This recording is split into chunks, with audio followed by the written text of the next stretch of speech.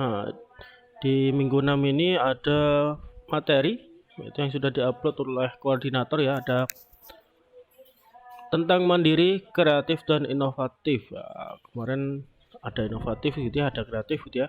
Sekarang ada mandiri.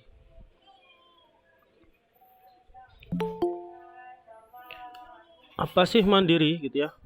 Kita bahas mandiri.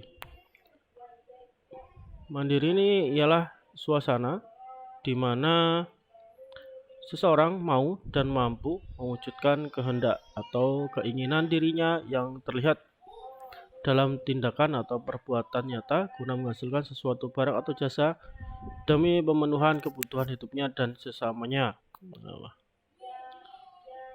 Nah, di sini mandiri di sini tuh berbeda seperti orang yang lainnya. Kita lebih ke sebenarnya masuk ke bidang kewirausahaan, wirausaha gitu ya. Jadi dari diri seseorang gitu ya, dari diri sendiri gitu ya, ada keinginan di dalamnya gitu ya, sehingga mempunyai atau terlihat sehingga terlihat gitu ya dalam suatu perbuatan yang nyata gitu ya, dalam menghasilkan atau membuat produk gitu ya, atau memberikan jasa untuk pemenuhan hidupnya dan juga tentu untuk pemenuhan sesamanya. Ciri-ciri mandiri di sini ada percaya diri ya, kemudian ada mampu bekerja sendiri gitu ya, jadi tidak tergantung sama orang lain gitu ya, karena kemampuan diri saya kira udah paham gitu ya, kemampuan dirinya udah ada gitu ya, dirinya sudah percaya pada diri sendiri, jadi tidak bergantung pada orang lain gitu ya, sehingga keinginan ini bisa ditunjang oleh dirinya sendiri karena dia bisa bekerja secara sendiri gitu ya. Kemudian menguasai keahlian dan keterampilan yang sesuai dengan kerjanya gitu ya. Nah, tentu di sini ada dasar sebuah keahlian, keterampilan yang sesuai dengan kerjanya.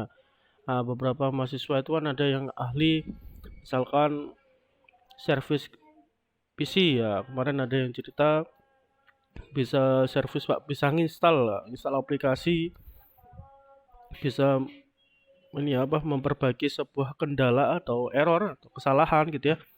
Itu merupakan dasar dari keahlian gitu ya. Kemudian ada keterampilan di situ ya. Kemudian tentu ada istilahnya menghargai waktu gitu ya. Tentu ada kedisiplinan gitu ya. Ada ketepatan waktu yang dicapai di situ gitu ya. Kemudian tentu karena mandiri gitu ya, berarti harus bertanggung jawab Pak. Nanti kalau sudah ada pekerjaan berarti harus segera diselesaikan gitu ya pekerjaannya. Kemudian kita bahas kreatif. Kreatif kemarin juga udah beberapa dibahas gitu ya.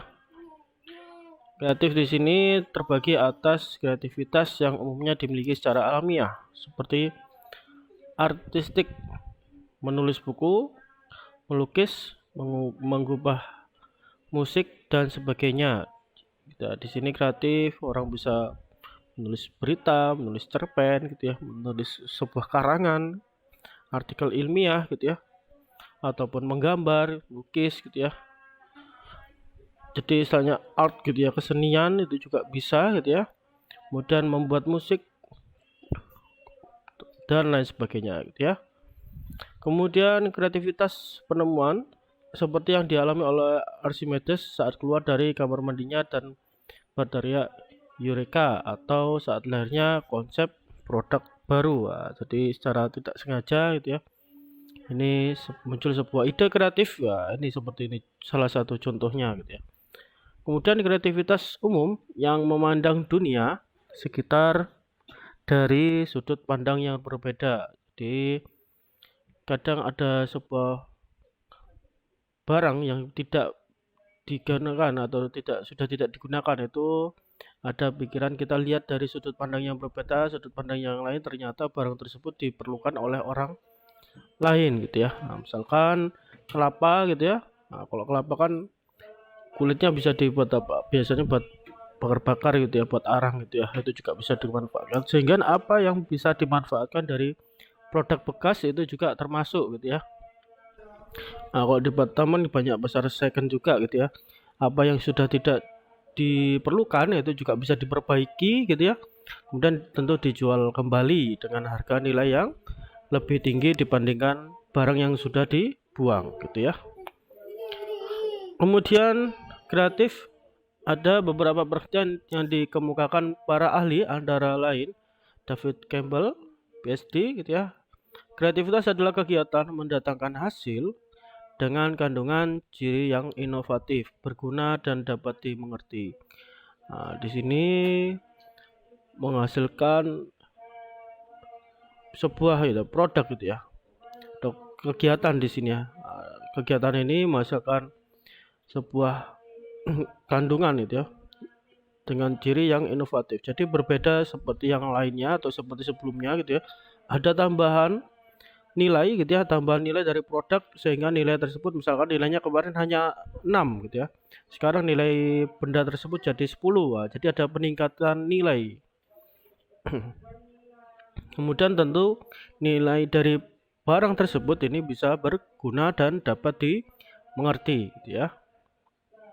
Kemudian James R. Evan, kreativitas adalah keterampilan untuk menemukan pertalian baru, melihat subjek dari perspektif baru, dan membentuk kombinasi dari dua atau lebih konsep yang telah ada dalam pikiran. Nah, jadi di sini bisa mencoba kombinasikan produk yang lain, produk satu dengan produk dua gitu ya, dikombinasi sehingga menciptakan sebuah hal yang baru. Kemudian Michael Ewes gitu ya, ini kreativitas merupakan pernyataan pengetahuan dari berbagai bidang pengalaman yang berkaitan untuk menghasilkan ide-ide baru dan lebih baik. Nah, ini selain dikombinasikan bisa jadi dari pengalaman. Nah, pengalaman yang lalu produk ini masih gagal, belum laku di pasaran. Jadi perlu ditambahkan suatu nilai gitu ya, sehingga produk tersebut bisa dipasarkan lebih baik lagi atau biar lebih laku gitu ya. Jadi ada penambahan. Kemudian kreatif, pemikiran kreatif merupakan penggabungan kembali batas-batas pikiran gitu ya. Kemudian kreativitas melibatkan energi pikiran, melibatkan penemuan dan produktivitas yang antusias. Nah, tentu di sini ada kontribusi diri istilahnya gitu ya. Nah, karena memerlukan pikiran gitu ya. Kemudian ada hal yang antusias dari diri sendiri, memiliki suatu hal yang ingin diciptakan, yang kreatif gitu ya. Kemudian kreatif ini merupakan kemampuan seseorang untuk melahirkan sesuatu yang baru gitu ya, baik berupa gagasan maupun karya nyata, baik dalam bentuk ciri-ciri aptitude atau kemampuan berpikir kreatif maupun non aptitude atau afektif gitu ya, baik dalam karya baru maupun kombinasi dengan hal yang sudah ada. Nah, semuanya itu relatif berbeda dengan apa yang telah ada sebelumnya. Jadi ada hal-hal baru di sini ya, tentu yang tadi kreatif, tentu produk yang seperti yang tadi sebelumnya dijelaskan ya, ada tambahan nilai di sini. Kemudian merasa tertantang untuk kemajuan. Nah, apa ini atau definisinya apa? Ya, di sini terdorong untuk mengatasi masalah yang sulit dan merasa tertantang oleh situasi rumit gitu ya, dan lebih tertarik pada tugas-tugas yang rumit, yang sulit gitu ya. Jadi kalau ada terjadi suatu masalah gitu ya, misalkan pengiriman produknya terkendala gitu, tentang logistiknya ternyata tidak mampu menjangkau ke daerah yang dituju. Ini juga akan ada masalah gitu ya, ada tantangan gitu di sini ya, ada situasi yang rumit gitu ya.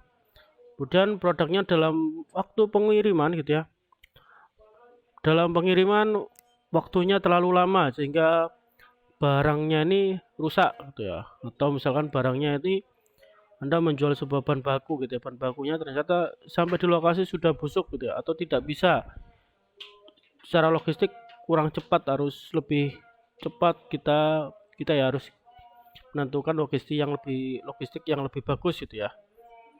Nah, ini adalah tantangan gitu ya, atau situasi yang rumit gitu ya.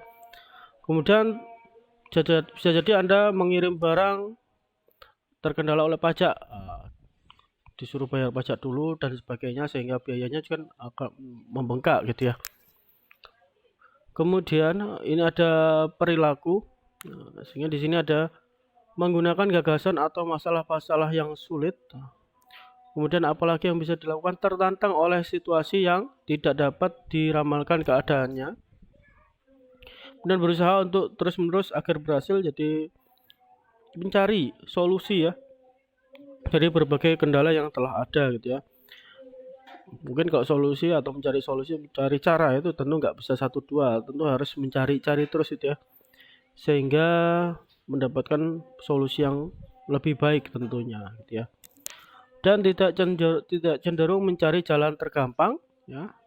Yang tergampang ini belum tentu berhasil gitu ya. Kemudian mencari jawaban-jawaban yang lebih sulit daripada menerima yang mudah, dan senang menjajaki jalan yang lebih rumit.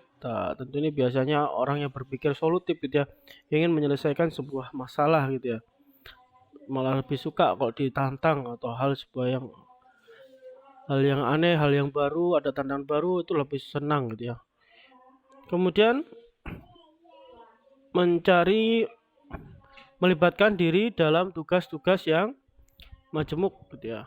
Tugasnya lebih dari satu gitu ya. Biasanya banyak tugas gitu ya. Multi talenta gitu ya, atau multitasking. Kemudian mencari penyelesaian tanpa bantuan orang lain, tentunya ya, ini seperti yang di awal tadi, mandiri gitu. Kalau bisa diselesaikan sendiri lebih baik, lebih cepat, lebih efektif biasanya gitu ya. Kadang orang juga tidak percaya pada orang lain ya. Kenapa kok saya kerjakan lebih baik daripada orang yang lain mengerjakan? Nah, tentu biasanya pikirannya seperti itu gitu ya. Tapi memang sedikit banyak memang biasanya seperti itu gitu ya. Lebih baik dikerjakan sendiri. Kemudian sifat menghargai. Sini ada definisinya, yaitu dapat menghargai bimbingan dan pengarahan dalam hidup. Nah, ini kalau misalkan ada masukan gitu ya dari orang gitu, ada yang berpengalaman gitu ya, atau mencari gitu ya, mencari bimbingan gitu ya. Dan menghargai kemampuan dan bakat-bakat sendiri yang sedang berkembang. Jadi hidup itu ada proses gitu ya, ada perkembangan gitu ya. Tidak tiba-tiba Anda langsung dikatakan berbakat gitu ya. Tentu perlu pengalaman gitu ya, belajar dari nol, ada step by step, ada tangganya gitu ya. Sehingga Anda bisa lebih baik dari hari sekarang ataupun hari yang kemarin gitu ya. Kemudian perilakunya itu menghargai hak-hak sendiri dan orang lain, dan menghargai diri sendiri dan prestasi diri, menghargai makna orang lain, menghargai kebebasan tetapi tahu bahwa kebebasan menuntut tanggung jawab, dan tahu apa yang betul-betul penting dalam hidup ya, dan menghargai kesempatan yang diberikan dan senang menerima penghargaan. Nah, ini saling menghargai gitu ya.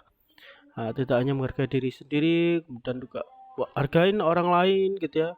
Misalkan ada tim, kita harus juga menghargai tim gitu ya, anggota kita dalam bekerja gitu ya. Itu sebuah keharusan. Oke, kemudian ada unsur-unsur kreativitas. Di sini ada percaya diri. Ada 3 jenis, yaitu berkaitan dengan perilaku gitu ya. Di sini percaya bahwa ia mampu bertindak menyelesaikan pekerjaan gitu ya. Jadi percaya dengan diri sendiri bahwasanya saya mampu gitu ya. Dengan pikiran seperti itu, maka hal apapun, tantangan apapun itu, kita punya semangat gitu ya untuk menyelesaikan problem tersebut gitu ya. Kemudian kedua ada berkaitan dengan emosi. Percaya bahwa ia mampu mengendalikan emosi dalam bertindak pada orang lain. Ini tentu kalau emosi itu kan ya kesabarannya masing-masing orang. Ini kalau berwirausaha itu tentu kita harus juga bisa melatih emosi kita, harus bisa mengendalikan emosi kita gitu ya. Karena yang dihadapin orang, banyak orang, kalau sifatnya orang kan bermacam-macam ya, namanya juga apalagi kalau di Batam itu orangnya berkumpul dari macam-macam, ada orang dari Sabang sampai Merauke, sifatnya bermacam-macam gitu ya. Kemudian ya kita harus bisa menahan diri gitu ya, harus belajar cara menghadapi orang gitu ya. Tentu tidak sebentar gitu ya, untuk bagaimana sih menghadapi orang, karena apa ya, bermacam-macam karakteristik orang gitu ya. Ketiga, ada rasa percaya diri timbul pada pribadi seseorang bila mana orang yang bersangkutan mengenal dirinya dan bertekad mengubah diri dalam menghadapi berbagai tantangan hidup gitu ya. Nah, ini terakhir unsur-unsur kreativitas dia dari percaya diri gitu ya. Nah, di sini harus mengenal dirinya sendiri gitu ya. Kemudian tentu ada tekad dari diri sendiri untuk mengubah diri gitu ya dalam menghadapi berbagai tantangan hidup. Terlebih ini kita fokusnya ke wirausaha gitu ya. Nah, kalau wirausaha tentu banyak kendala dari misalkan apalagi kalau Anda membentuk atau memulai usaha dari nol gitu ya, tentu banyak tantangan gitu ya. Bisa jadi tantangan dari diri sendiri, malas atau gimana gitu ya. Dari keluarga, dari orang tua, dari sahabat, dari teman. Nah, itu semuanya pasti ada cobaannya masing-masing, ada tantangannya masing-masing gitu ya. Oke, mungkin kalau slide-nya itu saja ya di